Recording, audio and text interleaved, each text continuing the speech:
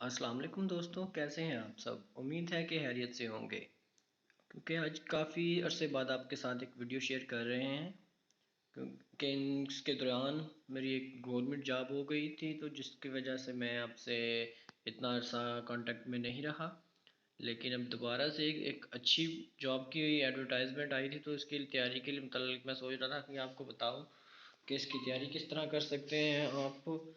कि काफ़ी बड़ी तादाद में ये पोस्टें हैं, 931 जॉब्स हैं जो पटवारी का जो स्केल होता है वो 11th स्केल होता है। लेकिन अगर आप इसको पावर में देखें तो ये पावर में सब इंस्पेक्टर के इक्वल आप इसको समझ सकते हैं। तो इसके लिए जो जॉब्स आई हैं ये इस दफ़ा पीपीएससी के थ्रू आई हैं, जबकि इससे पहले जो जॉब्स आई थी वो लोकल एसीज जो थे वो उसको सेलेक्ट कर सकते थे। लेकिन अब जो जॉब्स आई हैं वो आई हैं पीपीएससी के थ्रू। तो इसमें क्वालिफ़िकेशन आपको चाहिए, इंटर क्वालिफ़िकेशन है इसकी कि अगर आपने इंटरमीडिएट किया है कंप्यूटर साइंस के साथ। तो इसके अलावा अगर आपने सिंपल एफए वगैरह किया हुआ है तो आपको 3 मंथ्स का कोई डिप्लोमा जो एम एस एक्सेल या एम एस वर्ड वगैरह का होगा वो रिक्वायर होगा। देन फिर इसको आपके स्पीड ऑफ टाइपिंग स्पीड इसमें आपकी मैटर करती है कि टाइपिंग स्पीड आपको 40 वर्ड पर मिनट जो आपकी स्पीड है वो होनी चाहिए। उसके लिए भी उसकी स्पीड बढ़ाने के लिए भी आप कहेंगे तो मैं उसकी वीडियो बना दूंगा, अगर आपको रिक्वायर होगा तो कमेंट में बता दीजिएगा। उसकी स्पीड बढ़ाने के लिए भी और टाइपिंग मास्टर आप यूज़ कर सकते हैं, और एक तो वेबसाइट है ऑनलाइन भी वो भी यूज़ कर सकते हैं। और टाइपिंग मास्टर तो बेस्ट है, आप उस पर रोज़ाना टाइम दें तो तकरीबन एक मंथ के अंदर अंदर आपकी स्पीड जो है 40 वर्ड पर मिनट हो सकती है। तो ये बेसिक चीज़ें हैं, क्योंकि ये इसका बेसिक टेस्ट टाइपिंग का टेस्ट ही है।